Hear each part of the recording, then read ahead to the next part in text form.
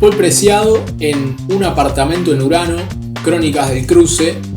reúne y recopila diferentes escritos de diferentes momentos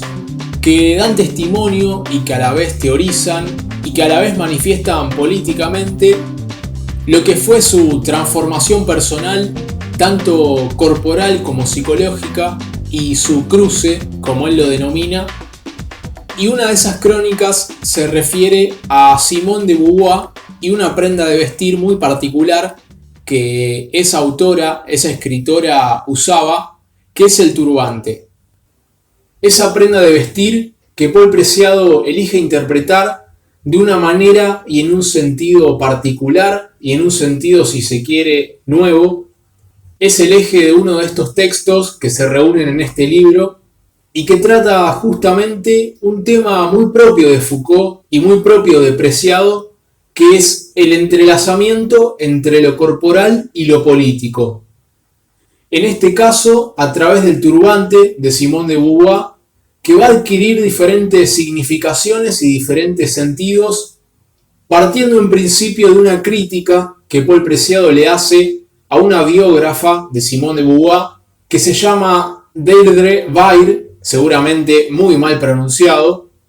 a la cual Preciado le critica interpretar meramente de manera estética el uso del turbante que hizo Simone de Beauvoir. Lo que dice Preciado es que esta biógrafa se desespera intentando explicar la obstinación e incluso el mal gusto de Simone de Beauvoir por cubrir esa parte de su cuerpo que implica el cabello. Esta biógrafa, dice Preciado, termina casi por disculpar a Simone de Beauvoir por cierto mal gusto en el uso del turbante, explicando que fue una prenda que estuvo principalmente de moda durante la Segunda Guerra Mundial, donde el uso que tenía estaba muy relacionado a que en esa época las condiciones, si se quiere, de higiene y de presentación del cabello femenino difícilmente estuvieran en condiciones de ser presentados en público. Ahí ya entra dentro del terreno de discusión el rol y las cualidades, las características asociadas a cierto estereotipo femenino tradicional en el cual se aparecía como poco presentable, poco agradable presentar un pelo desarreglado. Entonces, Paul Preciado arranca esta crítica criticando a esta biógrafa de Simone de Beauvoir, sobre todo por interpretar el turbante de Simone de Beauvoir de una manera solamente estética, casi de una manera naif, de una manera inocente, de una manera ingenua, y se sirve de este inicio y de esta crítica para hacer una elección de interpretación. Lo que hace Preciado es tomar el turbante de Simone de Beauvoir e interpretarlo en otro sentido, en un sentido que le va a permitir relacionar ese turbante con diferentes cuestiones que hacen a su filosofía política y a sus teorías, a sus desarrollos, y también hacen un tema muy propio de la actualidad, como es la apertura a la diversidad de género y como es la relevancia y la resignificación de un montón de variantes de diferentes feminismos. Paul Preciado elige hacer otra interpretación de ese turbante, llevándolo a un terreno político y sacándolo de un terreno y de una interpretación meramente de lo estético. Una de las primeras cosas que menciona y que desarrolla tiene que ver con que el turbante en Europa, utilizado por la mujer, estuvo sobre todo en uso durante la Segunda Guerra Mundial, y que sin embargo Simone de Beauvoir lo usa posteriormente a ese periodo. Simone de Beauvoir lo hace su signo distintivo después de la guerra, cuando el resto de las mujeres ya habían dejado de llevarlo. Y cabe entonces destacar, si se quiere, dos veredas o cierta especie de grieta, para decirlo de alguna manera, del feminismo que Paul Preciado destaca, que Paul Preciado presenta. Por un lado aparece el feminismo de la crítica de la opresión a la mujer blanca, de la cual Simone de Beauvoir es una de las mayores exponentes y que surge post Segunda Guerra Mundial, también conocido como el feminismo de la segunda ola. Esa primera corriente del feminismo, surgido a posteriori de la Segunda Guerra Mundial, que visibilizó y que trajo a la escena, trajo al primer plano, con todas las dificultades de la época, de las cuales muchas siguen estando vigentes, la opresión de la mujer blanca. Y Preciado señala que es un feminismo que tácitamente supone que el único sujeto pasible y susceptible de realizar una transformación social feminista es la mujer blanca. Entonces, a ese feminismo de la segunda ola le va a agregar, le va a oponer, o al menos lo va a separar, un segundo grupo de feminismos. Y menciona a los feminismos periféricos. Menciona al feminismo queer, al feminismo negro, al feminismo indigenista y al feminismo árabe. Entonces, hecha esta distinción entre estas dos corrientes o estos dos grupos de feminismos, Paul Preciado se pregunta como tesis central, como hipótesis, como interrogante, ¿cómo evaluar el significado histórico del hecho de que la iniciadora del feminismo de la segunda ola llevara en sus intervenciones públicas un turbante? Preciado se pregunta, ¿hay un vínculo entre estos dos grupos de feminismos? Entre el feminismo que visibilizó la opresión de la mujer blanca y los feminismos más periféricos. Un poco más adelante dice, ¿es posible pensar en una genealogía del feminismo que establezca vínculos entre la crítica de la opresión de las mujeres blancas que surge en el contexto posterior a la Segunda Guerra Mundial y los feminismos periféricos, feminismos queer, feminismos negros, indigenistas o árabes, que ponen en cuestión que la mujer blanca heterosexual pueda ser el único sujeto político de un movimiento de transformación social? ¿Es posible pensar en un inicio del feminismo entre esos feminismos cuyos discursos y teorías críticas fueron velados por un feminismo más hegemónico y que recién hoy comienzan a adquirir visibilidad? ¿Seríamos capaces de escuchar hoy en Occidente a una feminista con turbante? Entonces, planteado este interrogante que Preciado se hace y que invita a las subjetividades lectoras a hacerse, se puede ver un poco su pensamiento, su tesis, sus desarrollos y el inicio de lo que va a ser un poco la conclusión de este capítulo y de este apartado que se pregunta por el simbolismo y por la significación del turbante de Simone de Beauvoir. Ya se va viendo que la libre interpretación que hace Paul Preciado de ese turbante lo incluye en la dimensión de lo político, lo lleva al terreno de ser un índice, de ser un símbolo que está comunicando algo, y lo saca por lo tanto de quedar meramente en el terreno de lo estético, lo saca meramente de quedar en el terreno de la apariencia, y seguidamente lo que hace es recorrer un poco la historia del turbante, del cual dice que es principalmente oriundo de Oriente. Es decir, el turbante es una prenda que junto con el velo islámico pertenecían a un mismo conjunto de apéndices culturales de la cabeza, de accesorios de identidad y de intervenciones somatopolíticas inventadas en Oriente. Entonces, en ese punto, Preciado recupera cierto sentido originario del turbante y cierta proveniencia de Oriente, no ingenuamente, ya que trae a la escena a diferentes subjetividades que están mucho más propensas a ser nucleadas en esos feminismos periféricos. Las mujeres de Oriente, las musulmanas, podrían ser ciertas subjetividades que no encajan demasiado en ese feminismo de la mujer blanca que Preciado dice en algún punto podría llegar a tener nexos con estos feminismos más periféricos. Entonces agrega que el turbante opera en Simone de Beauvoir como una técnica que, a la manera de Judith Butler, podríamos denominar estilización del género, un elemento externo que al mismo tiempo produce y difiere la feminidad heterosexual, blanca, occidental y centroeuropea, que el uso obstinado del turbante por parte de la autora francesa podría leerse como una forma de disidencia de género y sexual, pero también nacional, al introducir un distanciamiento cultural en aquella parte del cuerpo, la cabeza y el rostro, que convoca los signos más determinantes de la identidad corporal entendida como verdad anatómica. Si el pelo fue marcado históricamente como un signo de seducción en la gramática de la feminidad heterosexual, el turbante, al cubrirlo, lo desnaturaliza. El turbante es cierta técnica que parodia y que teatraliza al mismo tiempo la feminidad burguesa heterosexual y su rechazo. El turbante para Paul Preciado es la inscripción en la identidad pública de Simone de Beauvoir de sus prácticas queer, porque implica un rechazo de las instituciones del matrimonio y de la monogamia.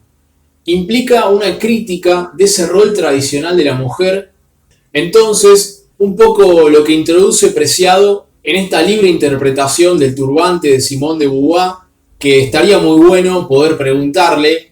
de los significados y de los sentidos a la misma autora francesa que ella quiso darle y qué utilización política pensaba y en qué direcciones dirigía ese mensaje. Pero lo que hace Preciado es introducir en primera instancia en el terreno de lo político y no solamente en el de lo estético la utilización del turbante. Y además de introducirlo en el terreno de lo político, lo que hace es utilizar el turbante como un símbolo que puede ser el nexo entre ese feminismo que visibilizó la opresión de la mujer blanca, el feminismo de la segunda ola, del cual Simone de Beauvoir fue una de las principales exponentes, con los feminismos periféricos, el feminismo negro, el feminismo queer, el feminismo indigenista, el feminismo árabe. Entonces se resignifica en un segundo sentido que no solamente implica que el turbante significa un alejamiento del rol tradicional que le fue asignado a la mujer blanca. También para Preciado sirve para aludir a otros feminismos, a otras mujeres y a otras subjetividades igual o más oprimidas. El turbante como nexo y como apertura a esa concepción, si se quiere, de pensar que la libertad en este caso será para todas o no será para ninguna. ¿Será para todas las mujeres o no será para ninguna mujer? ¿Será para todas las subjetividades no alineadas al sistema sexo-género o no será para ninguna? Y también se agrega esta crítica de Paul Preciado, este llamado de atención que interpreta en Simone de Beauvoir en el sentido de que en la visibilización de la opresión hacia la mujer blanca y el feminismo de la segunda ola no se reproduzcan prácticas de poder y de opresión hacia otras mujeres o hacia otros feminismos. En el sentido de que no vaya a ser que en la visibilización de una opresión cometamos el error de olvidarnos de otras opresiones y reproduzcamos el lugar que nos da quien nos oprime. El turbante viene a criticar toda forma de invisibilización y viene a hacer presente, a representar, a traer al presente y a la escena a esos otros feminismos periféricos que se unen y que se vinculan según Preciado o que se pueden vincular a partir de este turbante con el feminismo de la segunda ola. Por eso, para terminar, digamos que hay esos tres sentidos o esos tres aspectos de los desarrollos de Preciado en este capítulo de Un apartamento en Urano, en el cual el turbante de Simone de Beauvoir sirve para tomar distancia de esa subjetividad hegemónica de la mujer blanca, que a su vez, como modelo hegemónico, generaba cierta opresión a partir del estereotipo y hacia la mujer blanca, oprimida y disminuida, y a su vez sirve como nexo con esos feminismos más periféricos, y a su vez es interpretado en el terreno de lo político y no solamente como una cuestión de lo estético, y le agrega esa crítica y a la vez ese recordatorio de que en la visibilización de una opresión no se reproduzca o no se produzca la invisibilización de otras opresiones. Que cualquier visibilización de una opresión debe apuntar a reivindicar todas las opresiones. Si no, lo que hace es volver a dejar marginadas y dejar invisibilizadas otras formas en las cuales las prácticas de poder marginan y generan opresión. De esta manera se ve un poco cómo en los planteos de Preciado aparece esa cuestión bien propia de Foucault en el sentido de que Preciado agarra el turbante y lo toma como un acontecimiento político, pero un acontecimiento político que interviene y que se entremezcla con lo corporal. Aparece la cuestión de las relaciones de poder entrelazadas con lo corporal, el poder y el cuerpo, la verdad y los discursos que generan normas, que generan subjetividades marginadas, que generan prácticas de poder que recaen sobre los cuerpos, pero que en este caso van en el sentido de la resistencia. El turbante como esa forma de equivocar el estereotipo hegemónico de la mujer blanca, y a su vez como manera de aludir y de comunicar, de conectar con los feminismos periféricos, con el feminismo queer, el feminismo negro, el feminismo árabe, el feminismo indigenista, y como diría Foucault, como cierta práctica de sí, a partir de la cual el sujeto puede autoperformarse, el sujeto puede producirse en los sentidos en que elija, e implicando que en esa autoperformatividad acontecen relaciones y prácticas que están entrelazadas con el poder. En esa libertad de autoperformarse que Foucault caracterizó como concebirse a sí mismo como obra de arte y que a la vez trajo de ese concepto griego de epimeleia eatou,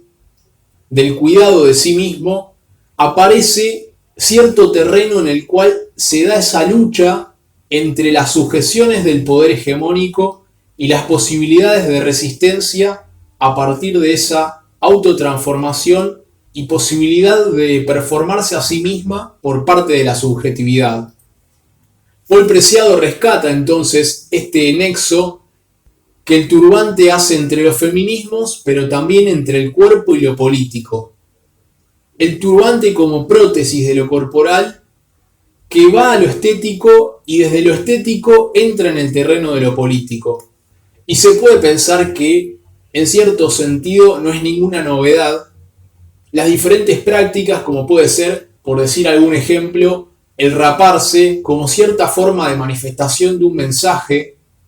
que al igual que el turbante puede ir al lugar de equivocar esa feminidad hegemónica, entendiendo la subjetividad también como cierto campo de batalla, de un lado con cierta vertiente que nos hace objetos de determinadas tecnologías de poder y de determinados discursos y verdades que establecen una norma que encasilla la subjetividad. Y por otro lado, con esa posibilidad de las prácticas de sí, del cuidado de sí mismo y de la autoperformatividad como cierta pregunta por la posibilidad de una resistencia. Entonces, al final, Paul Preciado dice: ¿sería posible considerar retrospectivamente el turbante de Simone de Beauvoir como una suerte de velo laico y queer? La feminista con turbante nos enseña a pensar el velo como una técnica de producción de identidad cuyo significado no puede ser únicamente determinado ni por los discursos religiosos ni por la ley, sino que, abierto a un proceso imparable de resignificación y de descontextualización, puede ser también parte de una estrategia de visibilidad y de resistencia a la normalización.